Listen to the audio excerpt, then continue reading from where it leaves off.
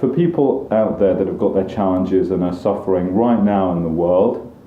from your own personal life journey, Anuroop, what would you share with those people out there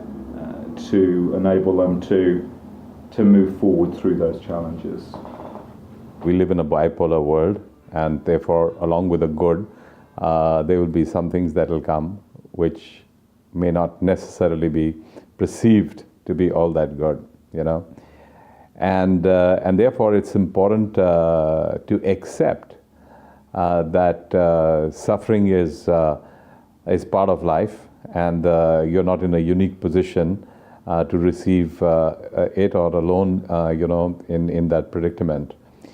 A lot depends how you deal with suffering and look at suffering, you know, and how you reconcile, you know, to what is considered to be suffering. And I think the wisdom that I can share with you there is that you have to sharpen your lens in such a manner that suffering doesn't really make you suffer, yeah, and therefore it's a mental attitude, it's a mental habit that you've got to cultivate, and a conditioning of your mind that you have to make more equanimous,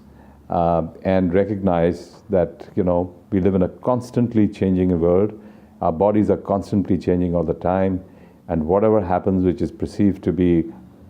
suffering at this point of time shall also pass, because nothing is permanent.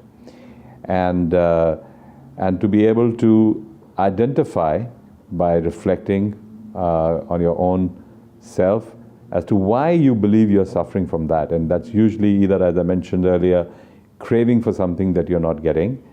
or aversion, you know, you're getting something that you don't really need or you want, and that really is the root cause of suffering. And therefore, to be able to check your mind in terms of how it responds instead of reacting